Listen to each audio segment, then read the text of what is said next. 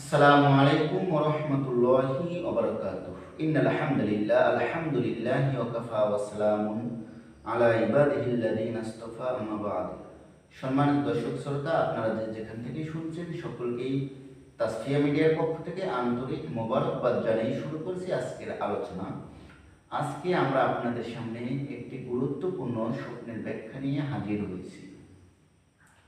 স্বপ্নে মক্কা এবং মদিনা শরীফ দেখলে কি হয় তার ব্যাখ্যা আমরা আজকে এই স্বপ্নের ব্যাখ্যা থেকে শুনি।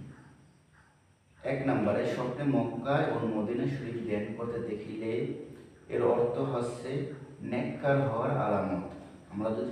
আমরা যদি স্বপ্নে দেখি যে স্বপ্নে আমরা মক্কা অথবা মদিনা শরীফে ধ্যান করতেছি, তাহলে এর অর্থ হচ্ছে নেককার হওয়ার আলামত।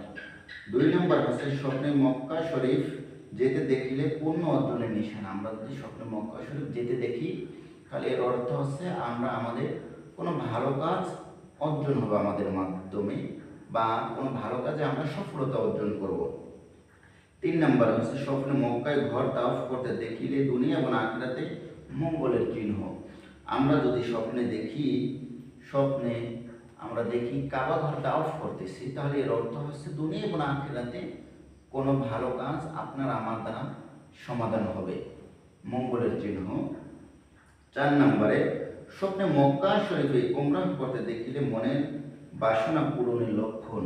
আমরা যদি দেখি 4 নম্বরে যে স্বপ্নে মক্কায় আমরা উমরা করতেছি, তাহলে এর অর্থ হচ্ছে মনের আমার বা আপনার একটা গুরুত্বপূর্ণ আশা, সবচেয়ে যে বড় আশা, এরকমের একটি মনের বাসনা পূরণ হবে ইনশাআল্লাহ। 5 নম্বরে, স্বপ্নে মক্কা শরীফে রওনা করতে দেখিলে গুনাহ মাফের নিশানা। আমরা যদি দেখি স্বপ্নে আমরা মক্কায় রওনা করতেছি, যাইতেছি, রওনা দিয়েছি, তাহলে এর অর্থ হচ্ছে আমার আপনার গুনাহ খাতা আল্লাহ রব্বুল আলামিন হয়তো বা ক্ষমা করে দিচ্ছে বা দেবেন। 6 নম্বরে হচ্ছে স্বপ্নে মদিনা শরীফ দেখিলে মঙ্গলের চিহ্ন।